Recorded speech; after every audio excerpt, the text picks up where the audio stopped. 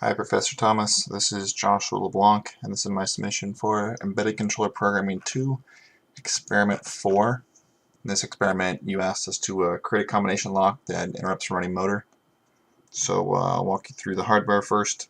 For the motor, I didn't mess with the H-bridge in the kit. I just use a MOSFET as a switch with the flyback diode or catch diode.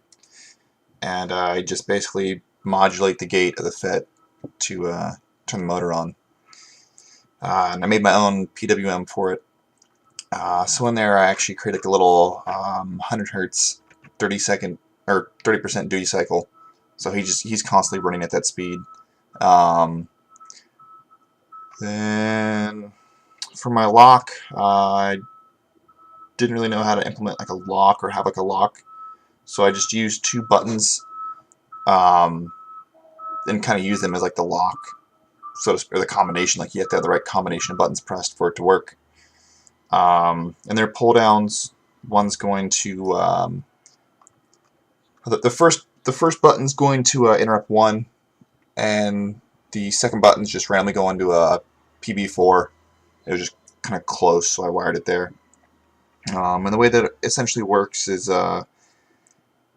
once buttons 1's pressed, it goes to the interrupt routine and it checks the right combination.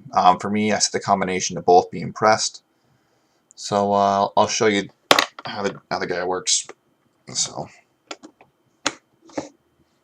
So in the loop, this guy just sits on, making some noise. Show you that he's spinning. So yeah, so that makes noise that way. So while he's going, so if I press this button, nothing happens. If I press the interrupt, nothing happens. But if I press button 2, which is the back button, and button 1, he stops. While I have the right combination, while they're both held down, he sits in a while loop and he'll just keep them off. But as soon as I let go of one of them, doesn't matter which one. So I let go of the back one first, button 2. He jumped back into the main routine out of the interrupt, and he started going.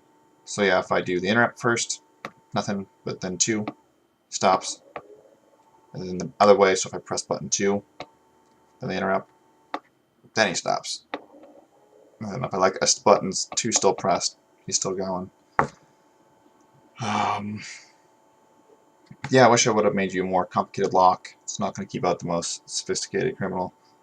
But I think the point of this was to do some PWM stuff and mess with interrupts at the low level. So there you go. Hope you enjoyed.